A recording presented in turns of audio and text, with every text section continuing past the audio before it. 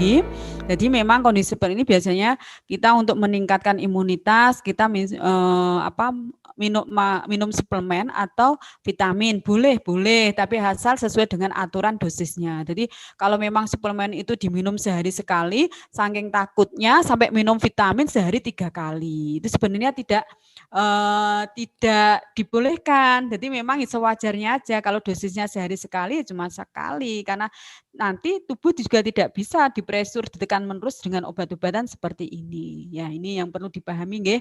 Jadi memang penggunaan suplemen dosisnya itu juga harus disesuaikan.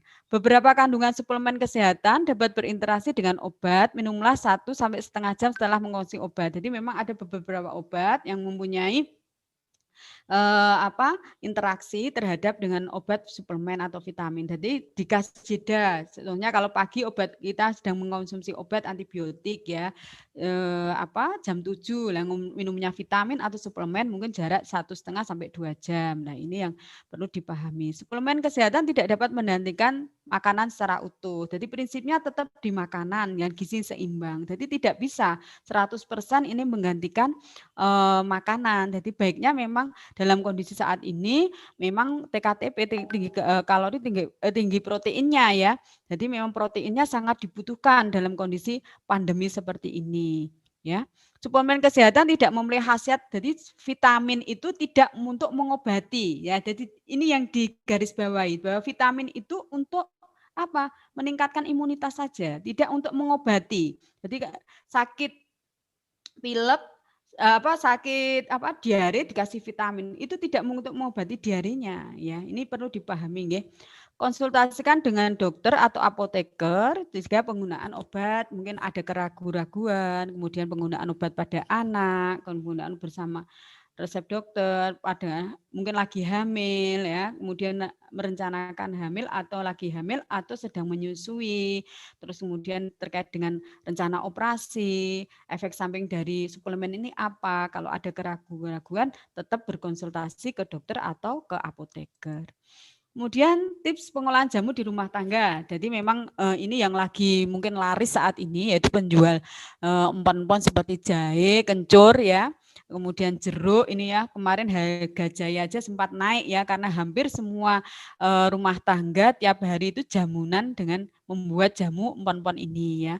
Ini ada juga yang perlu diperhatikan dalam upaya mencegah penyebaran COVID. Jadi untuk menaikkan imunitas itu kita kalau sudah mendapatkan bahan-bahan seperti jahe, empon-empon tadi, penyimpanan bahan segar itu juga bahan dicuci dulu dengan air mengalir, kemudian dikeringkan, simpan dalam tempat yang bersih dan kering. Yang ini ya. Jadi sebelum kita mungkin untuk tandon ya istilahnya untuk kebutuhan sehari-hari. Jadi kalau sudah dari pasar dibeli ya kita bersihkan ya.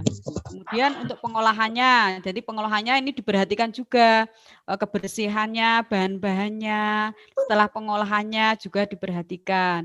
Kebersihan pembuat jamu kalau panjenengan ngerti beli jamu yang selama ini digendong atau naik sepeda, jenengan juga paham penjualnya bagaimana. Mungkin kalau tetangganya sendiri ndeploke jamunya kok koyoke ora resikan orangnya atau orangnya kok ndak enggak menerapkan enggak pernah pakai masker atau bagaimana. Ini yang jenengan sudah sadar sendiri nih, wis enggak dipakai aja lah daripada nanti kita juga masih ragu-ragu malah tertular dan lain-lain. Terus simpan jamu pada suhu sejuk ya, jangan disimpan terlalu lama. Jadi kalau memang sudah dibuat ya baiknya langsung diminum, tidak lama-lama simpan. Terus cara pembuatannya juga, jadi alatnya, pancinya juga diperhatikan.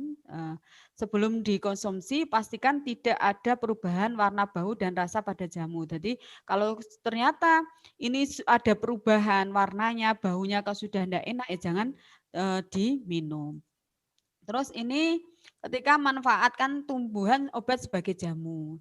Biasanya nanti bisa jadi alergi, bisa. Dia enggak tahan mungkin terhadap jahe, perutnya enggak kuat, dia karena jahe itu bersifat panas, dia akan mual kalau minum jahe. Kemudian alergi gatal-gatal juga bisa.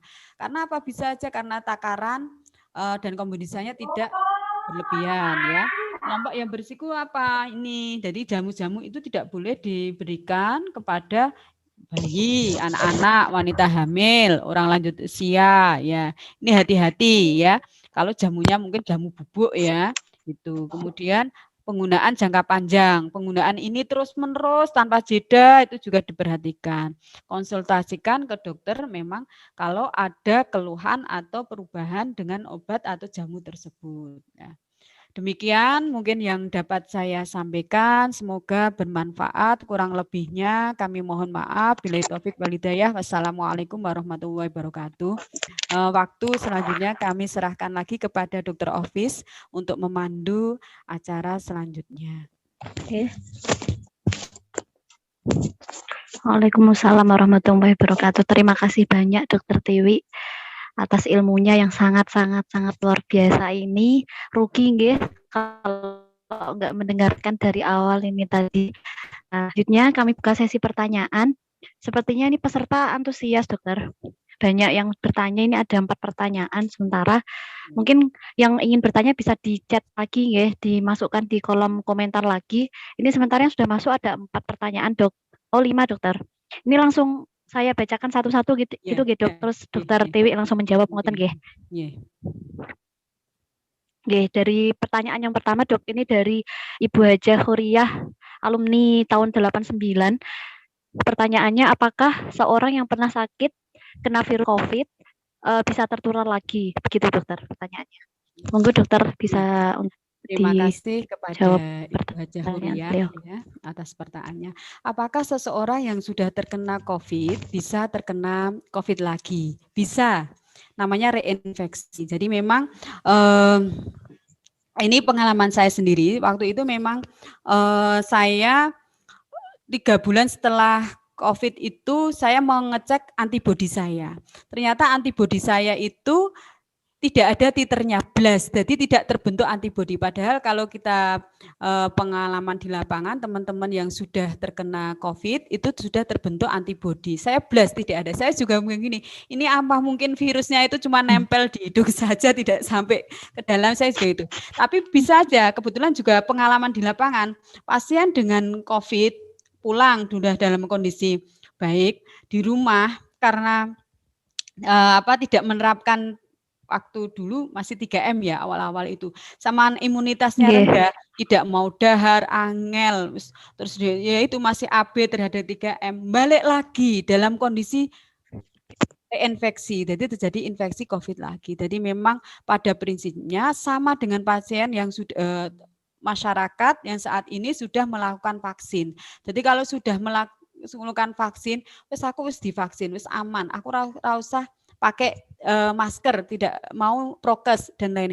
Ini tidak menjamin, vaksin tidak menjamin, tapi setidaknya kita sudah berupaya. Seperti tadi saya omongkan di depan bahwa kita sudah membentengi tubuh kita dengan vaksin ini untuk kekebalan tubuh kita. Begitupun dengan COVID. Nah, kalau sudah terjadi infeksi pertama, sudah positif yang pertama, jangan sampai terjadi reinfeksi, infeksi yang berulang, terjadi COVID lagi, ya tetap kita lakukan 5M, kemudian vaksinasi, kemudian menjaga imunnya dengan makanan yang cukup, kemudian gizi yang seimbang ya, itu salah satu upaya pencegahan jangan sampai terjadi reinfeksi. Itu Dokter Office. Yes. Oh, Dok. Jadi walaupun sudah pernah kena itu masih bisa tertular lagi gitu ya. Untuk kedua kalinya ya. Atau kita sebut dengan reinfeksi nggih.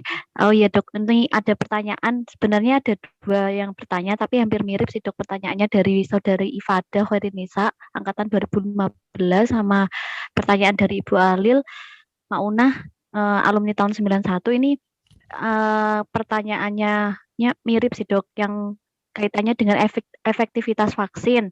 Jadi pertanyaan beliau ini, sejauh mana efektivitas vaksin mengingat ada beberapa kasus positif COVID, sedangkan yang bersangkutan sudah melakukan vaksin 2 kali seperti itu. Sehingga karena hal ini kan kadang kan ada yang sudah terkena vaksin, ada yang sudah vaksin tapi tetap terpapar ngoten nggih. Nah, ini dari Saudari Ifada mengatakan karena hal ini bisa menyebabkan berkurangnya minat masyarakat untuk vaksinasi seperti itu.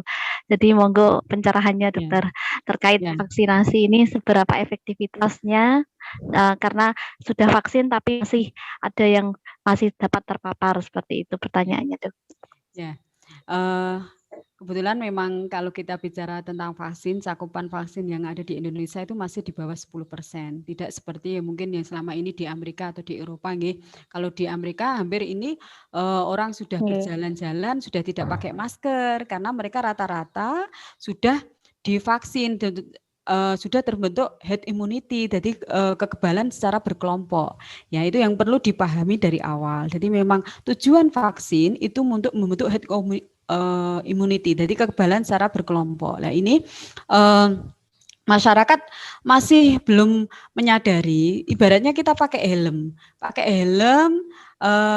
jangan tidak pakai helm pun itu ada jeglungan masih bisa jatuh, tapi setidaknya jatuhnya itu terbenturnya masih ringan dibanding kalau kita tidak pakai helm, tidak vaksin, jatuh benturannya jadi cedera kepala berat. Mungkin kalau pakai helm cuma cedera kepala ringan. Nah ini tujuannya vaksin juga seperti itu, efeknya tetap manfaatnya masih ada. Ini malah ada dari pemerintah memberikan sanksi ya, Nyun Sewu, bukan untuk menakut-nakuti. Jadi mungkin secara administrasi orang yang mau naik haji, kemudian mau umroh, mungkin mengurus keperluan yang bersifat umum, itu juga vaksin jadi syarat utama sekarang gitu ya. Istilahnya gini, kita membentengi sekitar kita dengan vaksin sampai menularkan ke yang lain ya. Ini tetap efektifnya tetap manfaat. Jadi memang mumpung ini ada di daerah kami malah usia 18 tahun belum ada program ya. Ini kalau saya lihat di Kudus karena kasusnya merebak kemarin dibuka yang usia 18 tahun sudah mulai untuk dijadwalkan untuk vaksin. Jadi kalau memang ada kesempatan untuk vaksin, kalau memang itu tidak ada penyakit penyerta atau kontraindikasi nggih, memang kan biasanya nanti di screening hipertensi pun bisa. Nanti biasanya di bawah 180 sama 110 ya.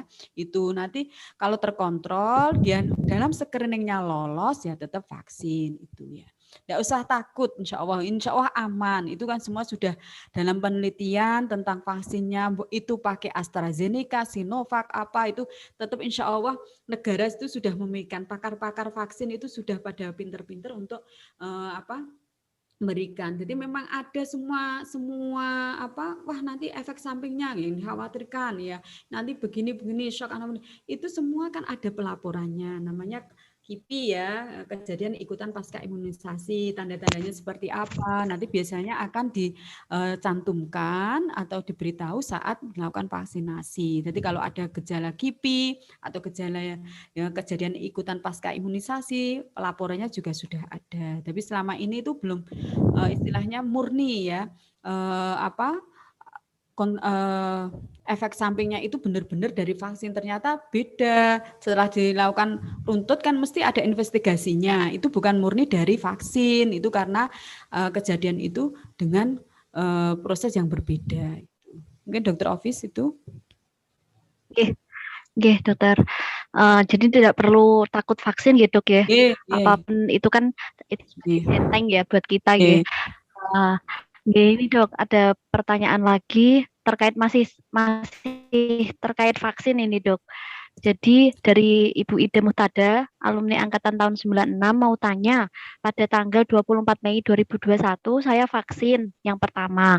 Tapi setelah vaksin sampai sekarang kok terjadi gatal sampai biduren. Kenapa ya? Sudah dikasih obat Dexamin begitu, obat habis kok. Udah dikasih obat Dexamin begitu, obat habis kok muncul lagi gatalnya. Padahal besok pagi jadwal vaksin yang kedua. Yang saya mau tanyakan, apakah saya lanjutkan vaksin kedua itu atau dipancing dulu nggih? Begitu dokter pertanyaannya. Jadi setelah vaksin pertama ternyata muncul reaksi alergi, kemudian beliau pengen vaksin yang kedua itu apakah langsung dilanjutkan saja atau harus dipancing dulu seperti itu dokter pertanyaannya. Dipancing itu apa ya? Mungkin seperti di tes reaksi alerginya begitu gitu ya.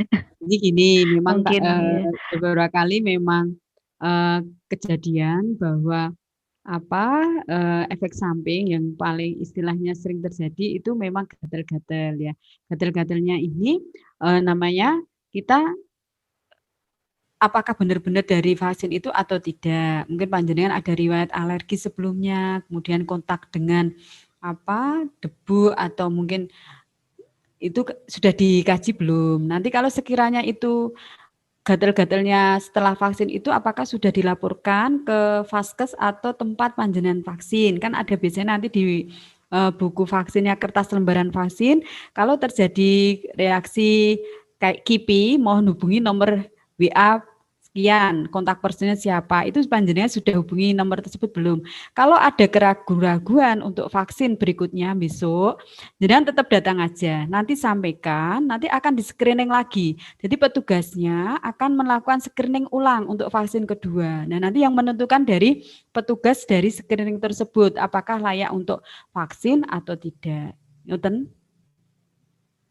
Nggih. Nggih, Dokter. Terima kasih. Jadi memang langsung saja datang untuk dilakukan screening kembali gitu. Karena kan nanti kita ketika mau vaksin juga kan tidak semerta-merta langsung dimasukkan gitu. Tetap ada screening seperti itu. Nah, ini ada lagi Dokter, masih terkait vaksin, Dok. Jadi bolehkah orang terpapar COVID dengan komorbid jantung divaksin? Apakah harus nunggu 3 bulan? Seperti itu, Dok. Apakah harus nunggu 3 bulan? Ini maksudnya terpapar COVID. Oh, sudah terpapar COVID, apakah harus menunggu 3 bulan seperti itu, Dok? Dari Bu Umi Rosidah, angkatan tahun 9. Ya, kalau sudah terpapar COVID atau penyintas COVID, memang yang awal dulu kan memang kontraindikasi ya. Jadi waktu awal-awalnya vaksin, penyintas belum diperlukan. Ternyata ada kajian lagi bahwa penyintas atau mantan COVID ya istilahnya, penderita COVID seperti saya, itu juga boleh vaksin setelah 3 bulan. Jadi setelah 3 bulan dari terkena COVID, contohnya Januari terkena ya, Februari, Maret, April. Jadi mungkin bulan April baru boleh dilakukan vaksin. Terus kemudian penyakit jantung. Nah, nanti penyakit jantung itu juga ada screeningnya. Di lembar screening nanti dicantumkan juga apakah ada keluhan saat sesek saat naik tangga itu. Salah satu screeningnya itu, yang saya tahu salah satunya itu. Kemudian menggeh-menggeh istilahnya, seseknya itu loh ya, terkaitnya itu. Nah, nanti dari hasil screening itu akan disimpulkan apakah panjenengan lolos dari screening atau enggak itu. Jadi memang sebelum kita vaksin itu kan melalui beberapa meja. Jadi beberapa meja itu juga nanti ada meja yang namanya meja screening dan pemeriksaan. Di meja itu nanti panjenengan juga dilakukan pemeriksaan tensi, pemeriksaan suhu, pemeriksaan screening. Nah, dari screening itu lolos enggak? Kalau memang tidak lolos ya mungkin nanti ditunda ya. Nanti biasanya apa? Memang kalau memang punya konsultan ya selama ini kontrolnya ke dokter spesialis penyakit jantung atau penyakit dalam yang sudah mungkin kasus-kasus koronis atau prolanis ya, itu biasanya nanti bisa disampaikan ke dokternya, dok ini saya rencana terjadwal vaksin tanggal sekian, kira-kira saya boleh enggak dok untuk kondisi ini, yang tahu riwayat panjenengan kan dokter tersebut ya, mungkin ada medical record-nya ya, rekam medisnya. Oh ibu riwayatnya ini nanti disampaikan ke vaksinatornya, tempat vaksinnya itu bahwa sudah di ACC atau dengan surat atau mau dengan secara lisan bahwa sudah di ACC untuk dilakukan vaksin itu. Itu. Halo. Oke. Baik, Dok. Ini dari saudari Orvala, angkatan 2020, Dok. Apakah benar, Bu, saat di kolam renang virusnya itu tidak dapat menyebar karena air kolam renang mengandung kaporit? Seperti itu, Dokter, pertanyaannya. Virusnya berarti enggak bisa renang di kolam renang gitu, Dok. Enggak bisa Tadi kolam renang virusnya tidak dapat menyebar karena air kolam renang itu mengandung kaporit. Apakah benar atau hanya mitos? Gitu, Dokter, pertanyaannya. Ya, itu mitos saja. Sebenarnya kan kalau dalam kondisi seperti ini kan kita memang menghindari ya tempat-tempat umum seperti kolam renang, kemudian yang tempat berkerumunan seperti ini ya. Sebisa mungkin kalau kecuali mungkin kolam renangnya kolam renang pribadi ya atau enggak ya. Nah, itu mungkin kalau saya sih lebih baiknya sih lebih baik tidak dulu olahraga selain kolam renang ya, mungkin bisa dengan senam di rumah, kemudian sepedaan atau sing sekiranya sesuai dengan kemampuan kita yang kita bisa laksanakan itu aja. Jadi memang kan tidak bisa kita terapkan kepada teman yang lain kalau memang itu tidak bisa gitu toh. Kalau memang mampunya di tempat kita bisanya olahraganya cuma di lingkungan rumah dengan senam, kita nyetel mungkin dengan video ya. Kemudian kan sekarang mungkin teknologi kan begitu bagus ya. Jadi memang apa saja bisa kita lakukan gitu. Itu dokter. Iya dok. Ini lagi dok tentang masker dari Ibu Haja Rosidah. Mas, ini bagaimana yang direkomendasikan untuk bagaimana masker yang direkomendasikan untuk memaksimalkan pencegahan COVID, berapa jam sekali idealnya masker diganti, apakah masker bisa dicuci dan digunakan lagi, tadi seperti yang dijelaskan dokter Tiwi tadi. Jadi masker yang direkomendasikan itu seperti apa untuk memaksimalkan pencegahan, berapa jam idealnya masker diganti, dan apakah masker bisa dicuci dan digunakan lagi. Mungkin bisa dijelaskan kembali dokter terkait masker, penggunaan masker dok. Ya. Penggunaan masker itu sesuai dengan kebutuhan dan sesuai dengan kondisi kita. Jadi kalau mungkin kita yang sekiranya contohnya kita yang bekerja di sektor kesehatan atau sektor lainnya yang sekiranya itu banyak berhubungan dengan orang banyak, kemudian itu harus istilahnya kerkep maskernya menghindari sekali, itu ya kita memang menganjurkan untuk masker medis itu ya. Itu pun masker biasanya kita kalau yang di perawatan mungkin puskesmas atau yang lain atau tenaga kesehatan itu ada yang namanya N95, itu pun tidak boleh didobel dengan masker medis. Artinya kalau sudah pakai N95 ya pakai N95. Kemudian kalau kita pakai kepaksa memang kita menghadiri suatu acara itu banyak orang dan kita istilahnya harus datang, wajib datang itu ya pakailah masker medis sekiranya dengan masker kain sekiranya ini lebih kurang istilahnya kurang mantap atau ini pakai masker medis. Masker medis tidak boleh dipakai ya, biasanya dipakai 7 jam atau sudah nanti kita buang itu. Kalau masker kain itu bisa dilapisi rangkap 2, itu nanti setelah dipakai itu bisa dicuci kalau masker kain. Tapi kalau masker medis yang selama ini yang warnanya hijau biru itu loh ya, yang ada 3 play atau 4 play itu ya, itu kan sekarang banyak online yang menjual masker ya, itu kan ada KN95 dan lain-lain. Biasanya kalau kita nanti juga disesuaikan, kalau kita pakai N95 atau KN95 biasanya 2 kali, sekiranya kok ini kita yang bisa mengukur, sekiranya ini di tempat contohnya umum, banyak orang bertemu dengan orang banyak ya kita pakai masker medis, panjenengan pakai medis. Tapi kalau sekiranya cuma keluar sebentar, tapi cuma tidak berhubungan dengan orang banyak, ya pakai masker kain. Nanti setelah itu nanti kita cuci lagi bisa itu. Nonton dok. Nggih dok. Jadi kalau masker medis itu bisa kalau masker medis itu memang sekali pakai ya dok ya. Kalau masker kain baru bisa dicuci nggih. Memang kadang soalnya terkadang masker medis eman gitu dok pada dicuci itu kan kadang masyarakat kemarin itu, ada ya, teman saya di lingkungan Kudus itu juga ini kok maskernya medis dok pada cuci, waduh lah piye lah kok masker dicuci lah. Mungkin saya juga ngerti kondisi Kudus saat ini, mungkin logistik, mungkin ya obat-obatan, kemudian masker juga terbatas penjualnya dan lain-lain, makanya ini juga jangan terus saking ngiritnya saya ya itu ini yang keliru disimpan lagi dipakai lagi. Nggih dokter. Niki dok dari Okta Kurota Ayun angkatan 2015, mengapa pada saat vaksin COVID tidak dilakukan screening, yaitu rapid antigen atau antibodi seperti prosedur vaksinasi hepatitis B yang dicek anti HBs lebih dahulu. Bagaimana jika ternyata pasien termasuk OTG? Apakah efek yang ditimbulkan apabila ternyata yang divaksin sedang terinfeksi COVID? Seperti itu dok pertanyaannya. Ya, ini sebenarnya banyak yang menanyakan juga ya, kenapa sebelum divaksin itu dilakukan screening pemeriksaan antigen. Nah ini kan vaksinnya aja gratis dari pemerintah. Kalau pemeriksaan antigennya itu aja pemerintah apakah bisa ya?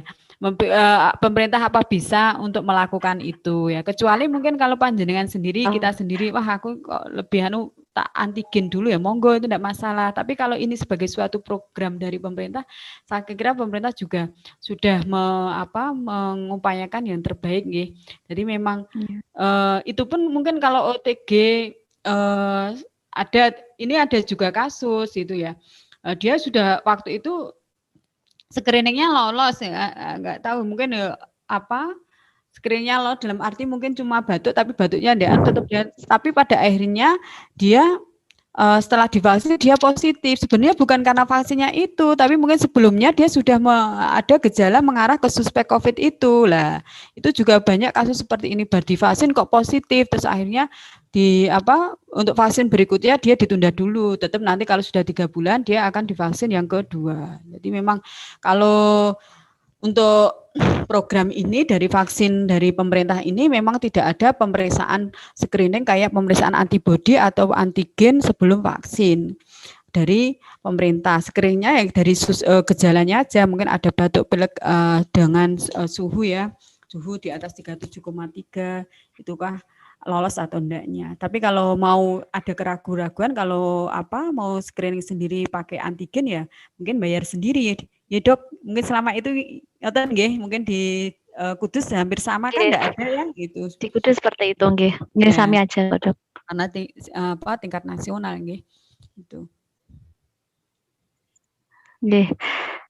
Ini dokter ada lagi masih sekitar vaksin dok, seputar vaksin. Jadi Fitrotul kemarin di desa saya ada beberapa yang sudah divaksin tetapi setelah itu meninggal. Jadi orang beranggapan meninggal karena divaksin. Itu bagaimana dok? Mohon penjelasannya. Nah ini, jadi meninggalnya ini dok, mesti kudu ditelusuri ya dok ya. Apakah dia punya penyakit komorbid sebelumnya, kemudian apakah juga ada gejala ya sebelumnya, mungkin ada gejala suspek COVID-nya sebelumnya, tapi tidak dilakukan pemeriksaan dengan lengkap, tahu-tahu ngerti-ngerti ini hampir semua. Saya kira mungkin kalau saya dari segi kesehatan mungkin bukan karena vaksinnya itu. Kalau kejadian pasca imunisasi itu beberapa kali diperiksa yang terjadi biasanya kan yang paling khawatirkan karena semua vaksin mesti ada efek sampingnya. Tidak cuma dari vaksin COVID, vaksin DPT, kemudian vaksin MMR atau vaksin yang lain itu juga ada efek sampingnya. Tapi yang kita khawatirkan yang paling berat itu kalau terjadi shock anafilaktik. Jadi kondisi di mana tiba-tiba itu setelah divaksin tidak ada jeda, mungkin sekitar 15 sampai 30 menit itu terjadi sesek, tensinya turun, akral dingin ya, badannya lemes semua, pasiennya tidak sadar. Nah, itu namanya shock anafilaktik karena reaksi dari vaksin itu. Makanya setelah vaksin itu tidak langsung pulang, ada yang diobservasi, namanya ada meja 4 itu namanya meja observasi selama 30 menit. Selama itu panjenengan diobservasi sama petugasnya tidak boleh langsung pulang. Nah, ini tujuannya dari vaksin seperti itu. Itu nggih, Dok.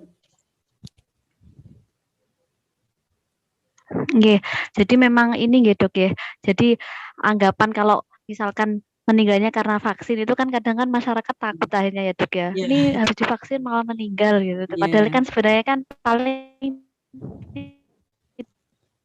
tidak diketahui sebelumnya pemerintah di screening juga kan. Nah itu yang ini ya dok ya sebagai pemicu juga. Kadang di screening punya penyakit bla bla bla bilangnya tidak, padahal sebenarnya ada. Nah itu ya dok yang sebenarnya mengkhawatirkan.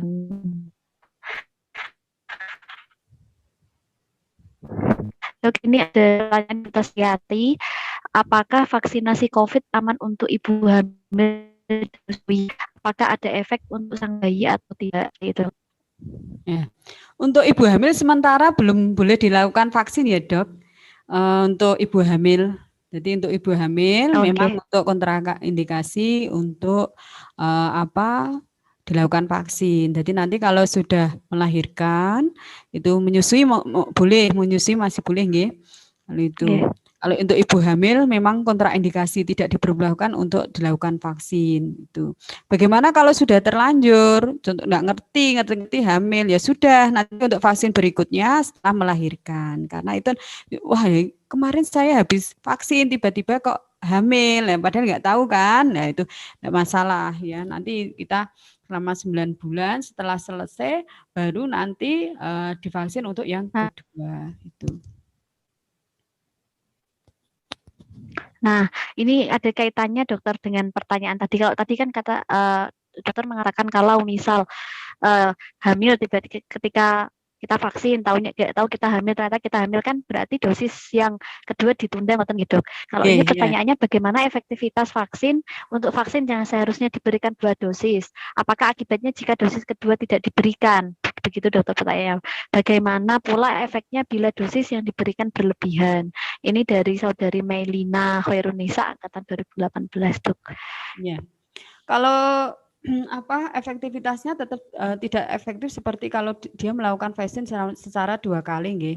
Kalau yang untuk tetap itu kalau ternyata vaksin cuma sekali tok ya. Nanti dia tidak mau untuk vaksin kedua dengan berbagai alasan. Tetap beda karena program itu dilakukan memang 2 kali. Sudah dengan penelitian. Terus kemudian apalagi kalau berlebihan contohnya booster ya. Selama ini belum ada ya, Dok ya. Sepertinya kalau untuk vaksin ini COVID ya, vaksin COVID itu booster, jadi ulangan. Jadi setelah biasanya kan ada di kalau di sekolah itu biasanya vaksin booster untuk anak sekolah ya. Kalau ini yang vaksin untuk COVID selama ini memang belum ada boosternya untuk ulangannya. Saat ini programnya baru 2 kali, vaksin pertama sama vaksin kedua. Yeah. Jadi memang sebaiknya memang kalau memang seharusnya ya, bukan sebaiknya gitu. Kalau misalkan setelah itu semua sudah diatur, sudah diprogram dari pemerintah, apa jaraknya juga vaksin pertama kedua itu ya juga sudah diatur. Nggih, Dok. Ini ada pertanyaan lagi dokter dari Ibu Nurjana tahun 92, angkatan 92. Apakah setelah vaksin harus diam di rumah, tidak boleh kerja berat, tidak boleh melakukan aktivitas selama 21 hari atau sampai vaksin kedua? Seperti itu dokter pertanyaannya. Iya, ini terima kasih. Jadi kalau setelah vaksin itu memang diharapkan boleh melakukan aktivitas sesuai dengan kemampuannya. Jadi tidak ada pembatasan terus di rumah terus sampai 21 hari untuk vaksin, enggak. Kalau sekiranya memang dianjurkan setelah vaksin itu tidak melakukan pekerjaan yang berat, mungkin ya berat dalam arti teman-teman yang sudah vaksin mungkin sudah merasakan biasanya vaksin pertama kok hawane pengennya makan terus lapar ya, terus ada lagi pengennya tidur terus. Yang vaksin kedua aku pengennya kok pusing pegel bekas tempatnya ya itu. Ini salah satu efek samping ringan yang ada pada pasien-pasien yang sudah dilakukan vaksin. Jadi kalau panjenengan dalam kondisi seperti itu, kok ngantuk, dalam kondisi jenengan mau perpergian luar kota, padahal nyetir ya, sementara ya dihentikan dulu, yang dimaksud seperti ini. Contohnya ya seperti itu. Terus mungkin apalagi ya istirahat yang cukup, diharapkan dengan setelah divaksin imunitasnya juga baik. Jadi memang tidak terus kecapean ya itu. Terus tidak terus membatasi saklek itu enggak. Dengan kemampuan kita. Jadi kita bisa mengukur. Sekiranya kita memang itu tidak mampu ya jangan dipaksa untuk melakukan suatu pekerjaan gitu. Nonton, Dok. Nggih, jadi enggak terus berdiam diri di rumah, terus enggak kerja-kerja gitu buat gitu ya. Jadi tetap memang tidak masalah ya, tapi asalkan tidak terlalu capek atau bagaimana biar enggak sakit. Tetap